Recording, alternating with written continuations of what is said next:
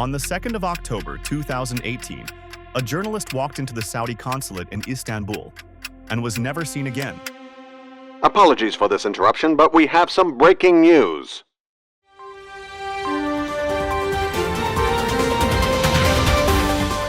Turn now to the disappearance raising alarms around the world. A Saudi journalist, a Washington Post contributor. Saudi Arabia's crown prince told Bloomberg he has no idea what happened to Khashoggi. As investigators try to find out what happened to Jamal Khashoggi. Saudi Arabia confirms that the journalist Jamal Khashoggi is dead. Jamal Khashoggi's loved ones want some form of closure. Saudi foreign minister saying this was all a terrible mistake. The execution of Jamal Khashoggi, a frequent critic of the Saudi regime, inside of the Saudi consulate. Saudi Arabia, for 3 weeks, has been trying to fool the world here. The killing of Jamal Khashoggi was a premeditated murder. This is not just the story of a murder. It's the story of a system that feared the truth. Power within his hand. And it would be much better for him to allow a breathing space for critic, for Saudi intellectuals, Saudi writers, Saudi media to debate.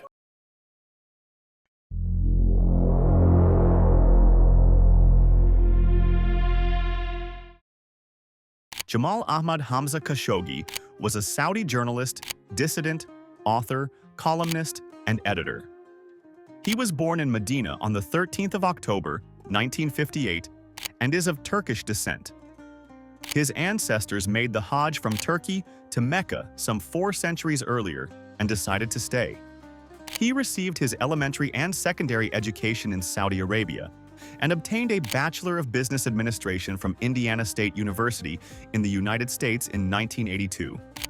He was often described as an observant Muslim. According to Wikipedia, Khashoggi began his career as a regional manager for Tihama bookstores from 1983 to 1984, and later worked as a correspondent for the Saudi Gazette and as an assistant manager for Okaz from 1985 to 1987. From 1987 to 1990, he continued his career as a reporter for various daily and weekly Arab newspapers, which include Ash-Sharq Al-Awsat, Al-Majalla, and Al-Muslimun. He also served with the Saudi Arabian intelligence agency, and some sources claim that he possibly worked with the United States during the Soviet invasion of Afghanistan.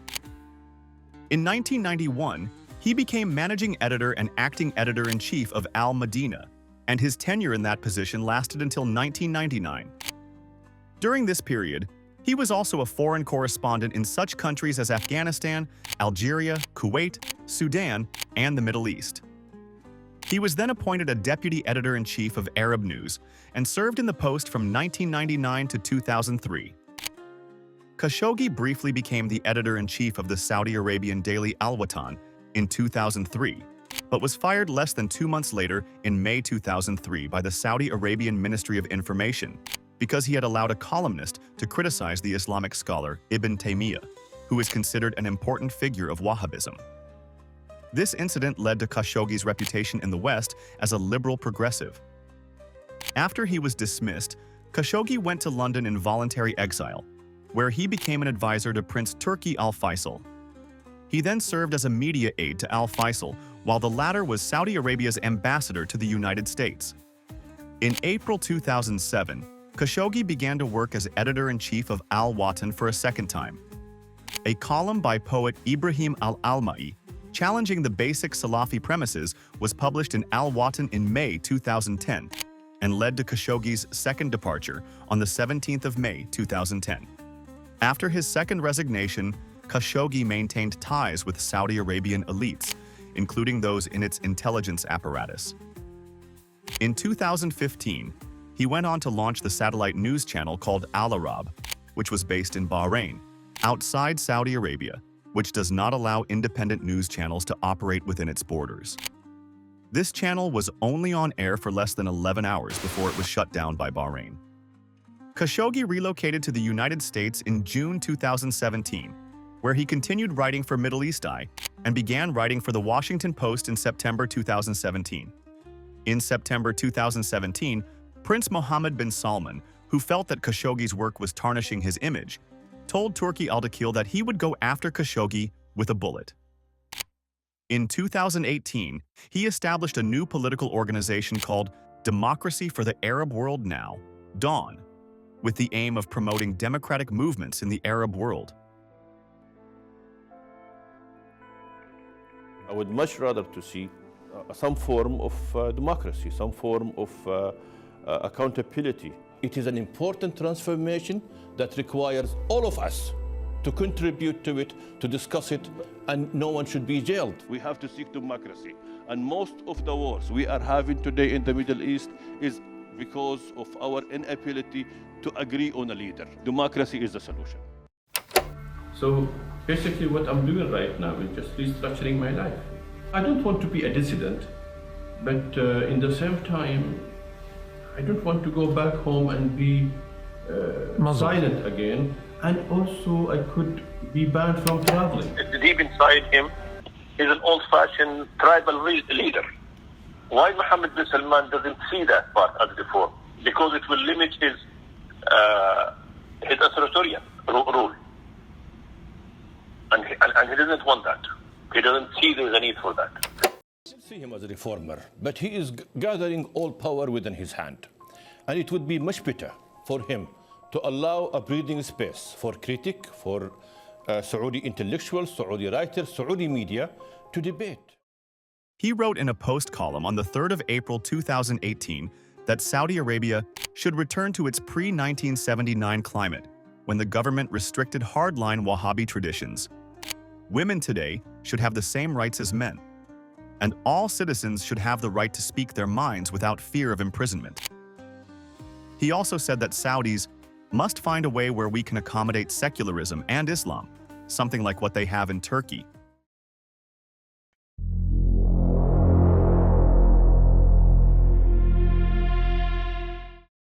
In Istanbul, on the 2nd of October 2018, Khashoggi was recorded entering the Saudi Arabian consulate to obtain documents related to his planned marriage, but no CCTV recorded him exiting. News reports since early October, which were based on communication intercepted by the US, had suggested that bin Salman had given direct orders to lure the journalist into the embassy, intending to bring him back to Saudi Arabia in an illegal, extraordinary rendition. Jamal Khashoggi has been missing for 5 days. Jamal Khashoggi's fiancée reported his disappearance to Turkish police after he didn't return. The Washington Post says it's very concerned about the whereabouts of one of its prominent commentators. The well-known Saudi journalist was last seen entering his country's consulate in Istanbul on Tuesday and hasn't emerged since. Saat 3'ten sonra, 3:30'dan sonra artık böyle bir At 3:30 p.m., I started asking myself why Jamal hadn't come out. çıkmıyor. Böyle bir takım sorular sormaya I got up and started walking around. Beklediğim yerden birazcık I was checking the cars coming out of the consulate and trying to understand what was happening. Anlamaya çalıştım yani ne oluyor acaba mekan. I never thought that anything bad would happen or that anything like that could happen. Kötü bir şey gelmiyor yani olabileceğine dair. Ondan sonra baktım bir şeyler yolunda gitmiyor. I felt that something had gone wrong and started thinking about what to do. Sonra I went to the entrance and said that I was waiting for Jamal, who hadn't come out yet. The officers said that there was no one inside. Everyone had left. I asked myself what I should do. I found the consulate's phone number and called them. I said I was Jamal's fiancée and I was waiting at the entrance, but that he had gone inside and not come out. The officer hung up the phone and came to the door. He said, "There's no one inside. There's no point waiting." My legs started trembling and I thought about calling Mr. Yasin. Elim ayağım titremeye başladı ve aklıma Yasin Bey geldi tabii ki ilk olarak. On the 15th of October, Saudi Arabian and Turkish officials inspected the consulate, during which Turkish officials found evidence that Khashoggi had been killed and that chemical experts had tampered with evidence. Turkish authorities went ahead to reveal that he was killed inside the consulate within minutes. His murder was carried out by a 15-man hit team of Saudi agents who had arrived earlier that day by private jets.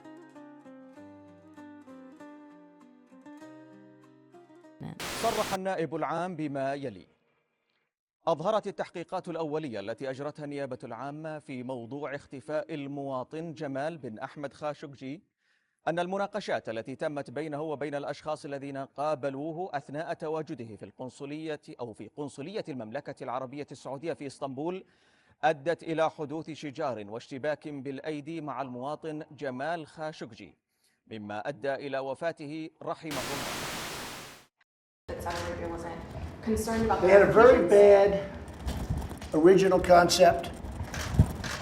It was carried out poorly, and the cover-up was one of the worst in the history of cover-ups. It's very simple. In November 2018, the CIA concluded that Saudi Crown Prince Mohammed bin Salman had ordered Khashoggi's assassination. A US intelligence report has concluded that Saudi Crown Prince Mohammed bin Salman personally approved the murder of the exiled journalist Jamal Khashoggi in 2018. The United Nations has just issued its report on the murder of Jamal Khashoggi. The CIA and some Western countries believe Crown Prince Mohammed bin Salman, Saudi Arabia's de facto ruler, ordered the killing. Saudi officials have always denied this. Despite all the evidence, the Saudi Arabian government changed its story several times. Initially, it denied the death and claimed that Khashoggi had left the consulate alive. 18 days later, it said he had been strangled inside the consulate during a fistfight. 18 Saudis were arrested, including the team of 15 who had been sent to quote-unquote confront him. The quote-unquote fistfight story was contradicted on the 25th of October when Saudi Arabia's Attorney General said the murder was premeditated.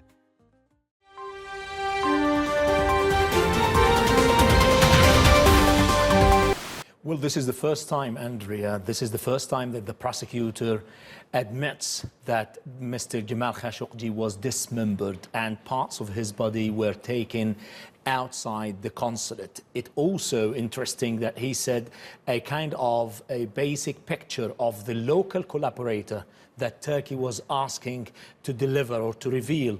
This gruesome new detail that a firm missing US-based journalist Jamal Khashoggi is no longer alive. A Turkish official tells CNN that his body was cut into pieces after his death. So this is what we had all been waiting for. This is what the U.S. has been demanding, an explanation from the Saudi government. Jamal Khashoggi, over 2 weeks ago, went into the consulate in this city, Istanbul, where I am right now, and never emerged. It was later in September 2019 that Saudi Crown Prince Mohammed bin Salman stated that he bears the responsibility for Khashoggi's assassination by Saudi operatives because it happened under my watch, according to a PBS documentary.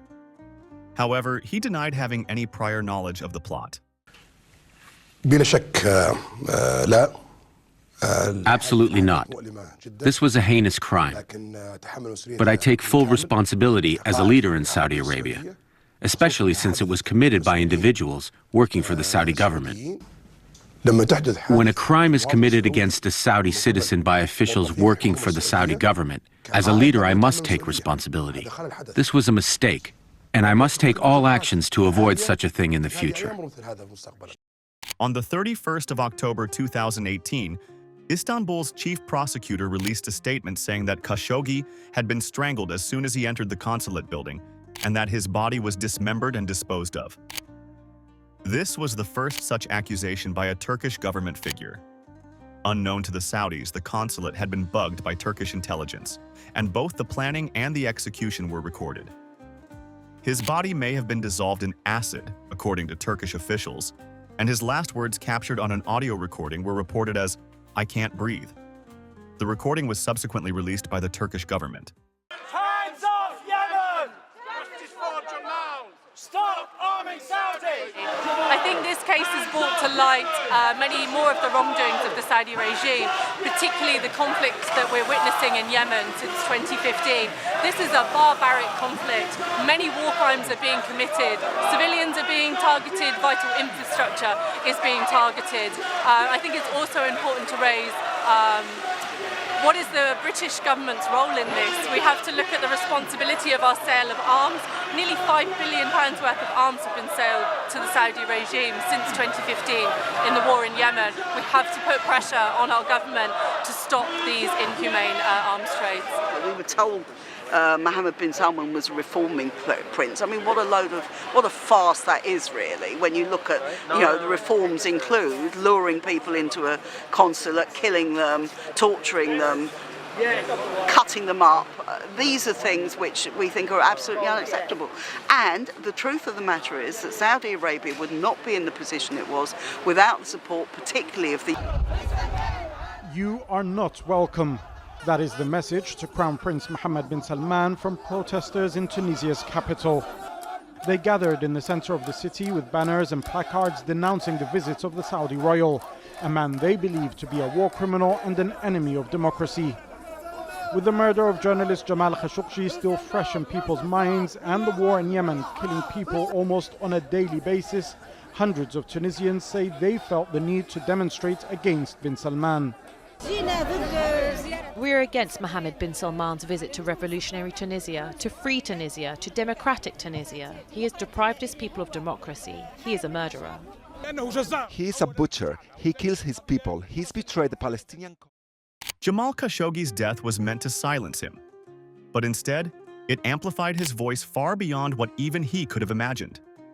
In life, he was one of many journalists calling for reform in the Arab world.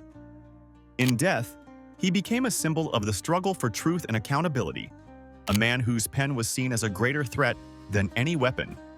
It's disheartening to think that a voice like his that is so prominent and so important can just be tossed away like that in a consulate. If they thought he was a headache while he was alive, now that he's dead, they've made him a martyr.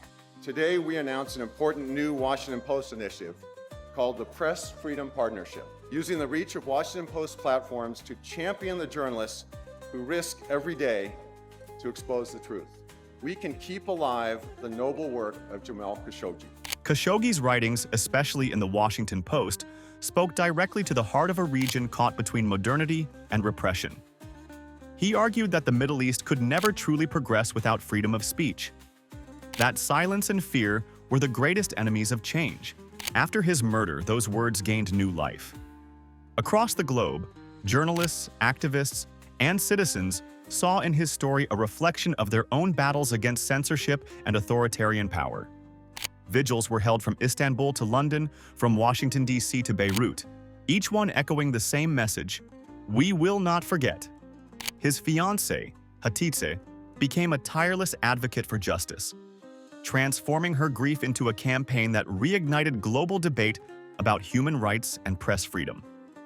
The United Nations, through Special Rapporteur Agnes Callamard, conducted an independent investigation that concluded Khashoggi's killing was a premeditated extrajudicial execution.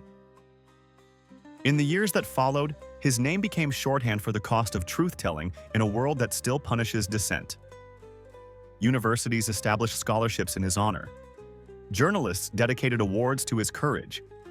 And every time a reporter is imprisoned or silenced, his image resurfaces, a reminder of the risks of speaking truth to power. Even governments that once turned away in silence could not escape the shadow of his murder. Western allies were forced to confront their complicity, their arms deals, their silence in the face of brutality. Khashoggi's death shattered illusions, exposing the uncomfortable truth that the global order often values profit over principle. But his story also inspired a new generation. Young writers and activists across the Middle East now cite him as a beacon, a man who refused to live in fear, even when exile was his only refuge. Jamal Khashoggi once wrote, "What the Arab world needs most today is freedom of expression." Those words have outlived him. They've become a rallying cry for journalists everywhere, a reminder that while a voice can be silenced, an idea cannot be killed. How do you think your father would want to be remembered? As a moderate man who has common values with everyone, genuine and honest, a man who loved his country, who believed so much in it and its potential. Jamal was never a dissident. He believed in the monarchy, that it is the thing that is keeping the country together. And he believed in the transformation that it is going through. And that's how he should be remembered. Cemal benim bundan sonraki hayatımda örnek alacağım bir hoca, bir öğretmen, bir arkadaş, bir dost. Evet, tamamlanmamış bir evlilik olabilir, tamamlanmamış bir evlilik düşüncesi olabilir ama o benim için her zaman ulaşılması ve görülmesi, hayatımda olduğunu bir dönem dahi olsa, kısa bir dönem dahi olsa yaşadığımda, hissettiğimde bıkmadan, usanmadan dönüp acaba Cemal bu konuda ne düşünmüştü? Acaba Cemal olsaydı nasıl yapardı? Acaba Cemal burada ne derdi? Acaba Cemal nasıl bir tavsiyede bulunurdu diye soracağım. Ve hiçbir zaman kaynağı bitmeyecek, tükenmeyecek böyle bir idol, bir sembol, bir manevi değer, bir manevi kaynak oldu. They silenced his voice, but not his message. Saudi Arabia is a country with 20 million people population. 2/3 of them are young, less than 30 years old. Yeah. And Mohammed bin Salman is putting all issues, economic, religion, in Saudi Arabia on fast forward. We should remember, Saudi Arabia was established as an Islamic state. It was established by the sword of religion. It's on the flag. Yes, it was never a secular state. It was always ruled by Sharia. It is the last country on earth that is ruled by Sharia. We used to brag about that. King Fahd created another formula, is to have two parallel Saudi Arabia, a religious Saudi Arabia and a liberal Saudi Arabia. That did not work either. Yeah. Mohammed bin Salman is maybe he came to settle this issue. We don't know yet how, but he is trying to settle this issue. That is, I could describe it as a 100-year-old question. Mm-hmm. What Islam? What is the role of Islam?